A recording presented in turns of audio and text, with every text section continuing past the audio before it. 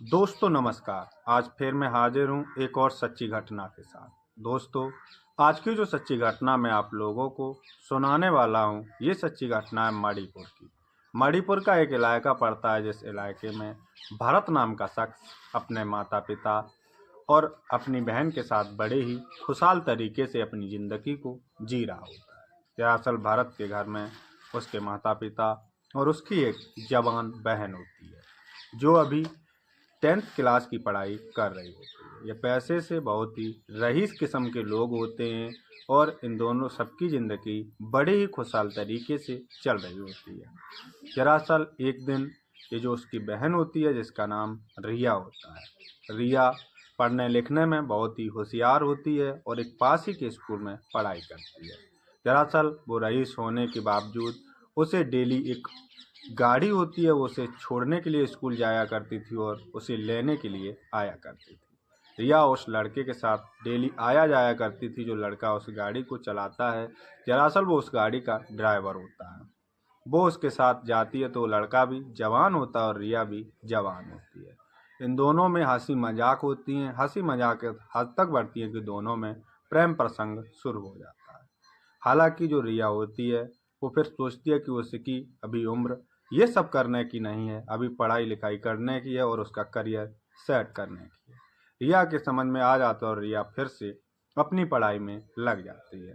दरअसल रिया धीरे धीरे करके 2 साल का समय और निकाल देती है और इसी बीच उसकी इंटर हो जाती है और उसके दिल में चाह होती है कि वो एक फैशन डिजाइनर बने। उसके जो दोस्त होती हैं वो फैशन डिजाइनर का कार्य दिल्ली में रोजसा कोटला जो जगह होती है वहाँ पर एक इंस्टीट्यूट होता है, वहाँ पर पढ़ रही होती हैं और बहुत ही अच्छी तरीके से वो फैशन डिजाइनर का कार्य कर रही होती हैं। दरअसल जो भारत होता है वो पैसे से रईस होता है, इसलिए जब उसकी बहन उससे पूछती है कि भाई मैं क्या फैशन डिजाइनर का कार्य करने के लिए अपने दोस्तों के साथ दिल्ली जा सकती हूँ, जिस पर उसका भाई उसे कदापि नहीं रोकता और उसे अपने दोस्तों के साथ दिल्ली की उस जगह पर भेज देता है। जब रिया उस जगह पर आती है और वहाँ से पढ़ती है, वहाँ पर इंस्टीट्यूट में पढ़ाई शुरू करती है और वहीं से फैशन डिजाइनर का कार्य करना शुरू कर देती है। रिया देखती है कि उसकी जो दोस्त होती हैं उन दोस्तों से उनके कुछ दोस्त मिलने आया करते थे। ये सारे लोग एक ही रूम में रहा करते थे तो रिया अक्सर देखा करती थी कि उससे उसके लड़के दोस्त उससे मिलने आया करते थे। ये देखती है, हालांकि रिया उससे कुछ कहती नहीं है और ये लोग बहुत ही खुशहाल तरीके से वहाँ पर पढ़ाई कर रहे होते हैं और अपनी ज़िंदगी को बड़े ही खुशहाल तरीके से बिता रहे होते हैं।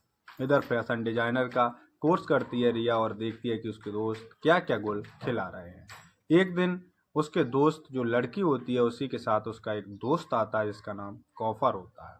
कौफर जो कि एक अफ्रीकन किस्म का आदमी होता है और वो देखने में बहुत ही लंबा चौड़ा और बढ़िया व्यक्ति होता है, जो कि एक बड़ा ही अफ्रीकन जो लोग होते हैं वो काफ़ी लंबे चौड़े होते हैं और जब कौफर उसके अपने दोस्त के साथ आता है तो वो उसकी निगाह जब रिया पर जाती है तो हंसी मजाक करना शुरू कर देता है।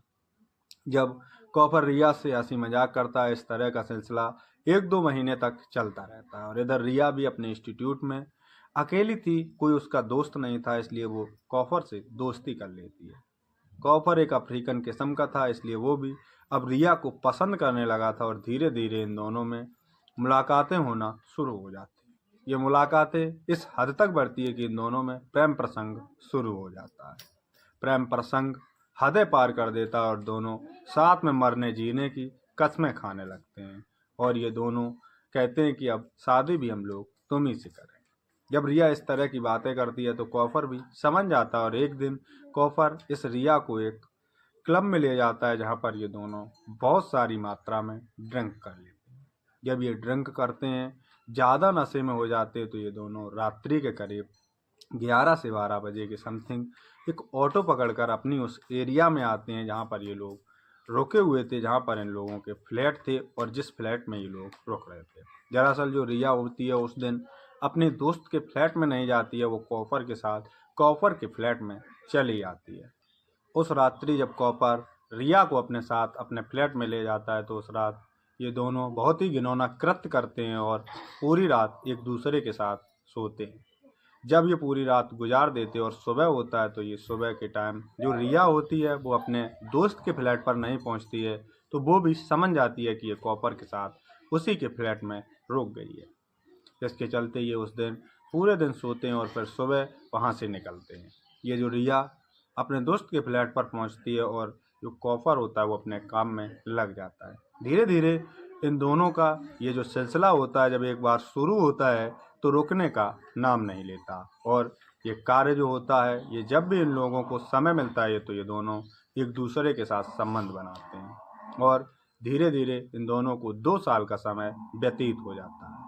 2 साल का समय व्यतीत होता है। अब रिया ने भी अपने घर वालों को बता दिया था कि वो अब कॉपर से शादी करेगी, और कॉपर ने भी अपने घर वालों को बता रखा था कि वो अब एक लड़की को पसंद करता है, वो उसी के साथ शादी करेगा। इधर ये दोनों जो होते हैं ये दिल्ली में ही एक कोर्ट में जाकर कोर्ट मैरिज करा लेते हैं, और इन दोनों फिर अपने कॉपर जो होता है वो पहले रिया के घर जाता है। वहाँ पर इसके घर वाले कॉपर को अपना दामाद मान लेते हैं, और उसके बाद कॉपर रिया को लेकर अपने घर जाता है तो उसके घर वाले भी उसे अपने बहू स्वीकार कर लेते हैं, और इन दोनों की ज़िंदगी अब बड़े ही खुशहाल तरीके से दिल्ली के ही अंदर बीत रही होती है। तो दोस्तों, आज की सच्ची घटना बस यहीं तक। जय हिंद, जय भारत।